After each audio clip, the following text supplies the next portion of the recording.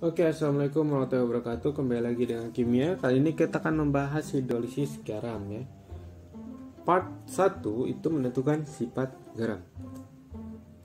Garam mungkin dalam kehidupan sehari-hari kita biasa melihat itu ada di dapur ya, warnanya putih dan biasanya digunakan untuk bumbu dapur ya. Tapi di kimia itu garam itu bukan hanya yang bumbu tadi, ternyata garam itu adalah hasil reaksi antara asam dan basa. Jadi kalau asam dan basa disatukan, ya, bereaksi itu akan menghasilkan garam.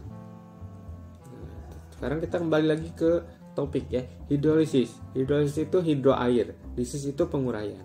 Berarti hidrolisis garam adalah penguraian garam oleh air. Dimana tadi kita lihat asam ditambah basa akan menghasilkan garam dan air. Bagaimana dengan sifat garam dan pembentukannya? Ya, garam itu nggak melulu bersifat netral ya, tergantung komponen atau zat dia berasal dari apa gitu. Kalau asam kuat dan basa kuat, nah ini asam kuat dan basa kuat dia akan bersifat netral karena sama-sama kuat. pH-nya itu sama dengan 7 ya, sehingga terjadi tidak terhidrolisis ya. Tidak terhidrolisis karena ion-ionnya nanti akan sama-sama menetralkan ya. Kemudian ada asam kuat dan basa lemah. Nah, maka garamnya bersifat asam. Sebenarnya konsepnya adalah ketika basa lemah bereaksi, itu akan menghasilkan ion asam konjugasi. Asam konjugasi ini asam yang kuat ya. Atau kalian simpelnya adalah misalkan asam kuat dan basa lemah misalnya. Berarti yang kuat yang mana? Yang kuat adalah yang asam ya. Simpelnya begitulah. Yang kuat yang mana? Yang kuat yang asam, berarti dia bersifat asam, pH-nya kurang dari 7 dan terhidrolisis sebagian. Nah, kalau asam lemah dan basa kuat, yang kuat yang basa, berarti dia pH-nya lebih dari 7, terhidrolisis sebagian. Kemudian juga ada asam lemah dan basa lemah, dia itu terhidrolisis sempurna. pH-nya bagaimana? pH-nya tergantung nilai Ka dan Kb. Kalau Ka-nya lebih besar dari Kb, maka sifatnya asam. Ka itu kan ketetapan asam, Kb itu ketetapan basa. Nah, kalau Ka-nya sama dengan Kb itu netral. Kalau Ka-nya kurang dari Kb itu basa ya. Jadi ingat konsepnya.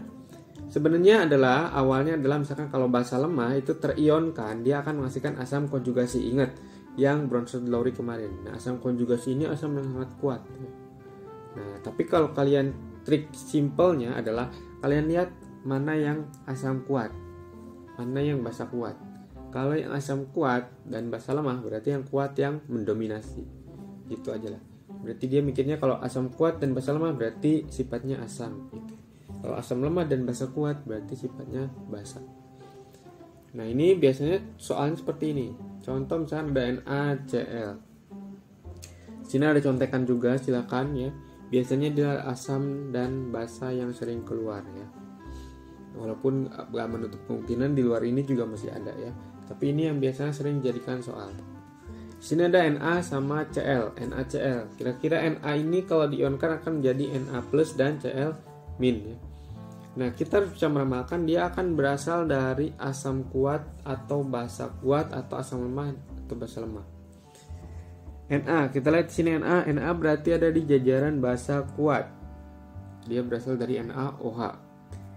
Cl berarti dia dari asam kuat. Berarti dia sama-sama kuat, artinya tidak terhidrolisis. Sifatnya sifat netral. Ya.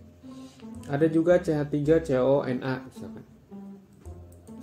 Dia berasal dari mana nih? Coba kita lihat contekannya. Ada CH3COOH. Oh, ternyata ini dari asam cuka.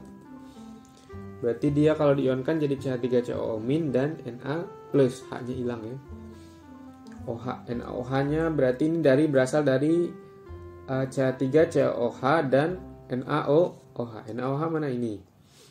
Nah, asam lemahnya ini. Berarti dia dari asam lemah dan basa kuat.